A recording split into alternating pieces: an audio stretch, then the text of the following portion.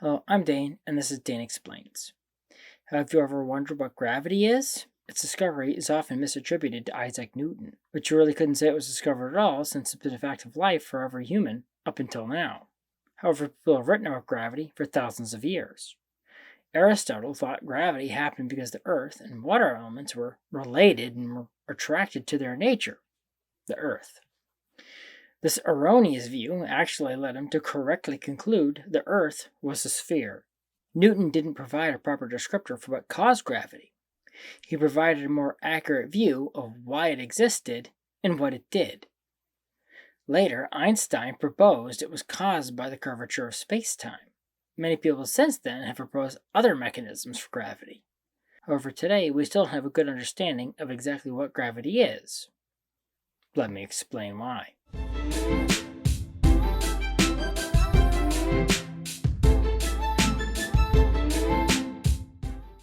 If fundamental forces were school kids, gravity would be the odd one out. Like way out on Pluto out.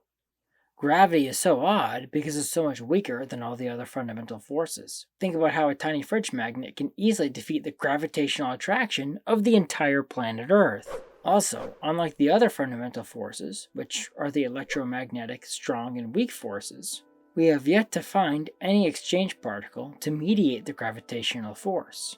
That may not be needed, however. Although people have pondered gravity since prehistory, the first person we're aware of to bring us to a complete explanation of how gravity might work is Albert Einstein and his theory of general relativity. Einstein proposed that space and time were one thing he called space-time, adding time to space as if it were another spatial dimension. In this idea, we're all traveling at the speed of light, but when we're stationary or not in a gravitational field, all of our velocity is in the time dimension, so we notice nothing except the normal passage of time in the spatial dimensions. Yes, I could do a whole other video on just that. Gravitational fields change that vector by warping space-time, causing objects to accelerate relative to outside observers. I hope that made sense because this video isn't long enough to do any more than just dip a toe into that one. In spite of the fact that Einstein's theory describes gravity very well, we know it's wrong. That's because it only deals with things on very large scales and relatively low energies. But at the moment, gravity is either too weak at the tiny scales or we can't generate the energies needed to really test the limits of Einstein's theory of gravity. Well, has someone come up with a better one?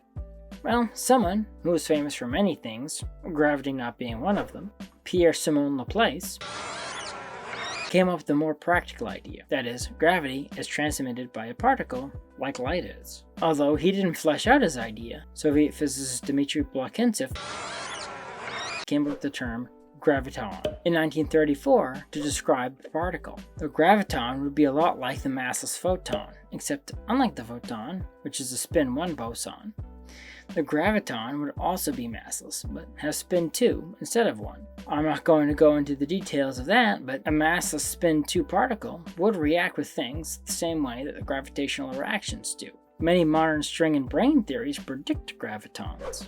In these theories, particles are generally stuck to a brane, aka the universe, on one or two ends, confining the particles to the universe. But gravitons are different. They are closed loops that are not attached to the brane, so their force drops off much faster, since they can penetrate the many dimensions found in string and brane theories. Of course, there's an issue with that. Gravity obeys Newton's inverse square law, which is dictated by the number of dimensions the particle is propagating in, so that would match with what we observe in the real world. Although Lisa Randall, a physicist, proposed that the brane would have its own gravity, causing gravitons to curl back and then spread out in a way that roughly meets the inverse square law. But if that were the case, you'd think that gravity would be roughly as powerful as the other forces as well. There are many more issues with these particle views of gravity, but the biggest one is they're virtually undetectable. Think about how light, which transmits the electromagnetic force, holds atoms together, and it can be easily detected by the human eye. Gravity is so much weaker, you need to construct a physically impossible detector to detect a graviton. We can probe it in other ways, however. Probably the biggest advancement in understanding gravity lately is the discovery of the gravity waves. But they were predicted by Einstein's general theory of relativity. So, they're just one more proof that Einstein was right. All their detection has allowed us to determine that gravity waves travel at or very near the speed that light waves do. So where does that put us? Well, beyond a bunch of theories that no one has figured out a way to test, Einstein's theory of general relativity is still the most accurate theory of gravity we have, even though we know that on some level, it's wrong. Thank you for watching. If you like this video, please press the like button. Subscribe to my channel and ding the bell to get notified when I post new videos. Also, please support me on Patreon. Link in the description. The more people support me, the more time I can dedicate to making videos like this one. So, until next time, have a great week.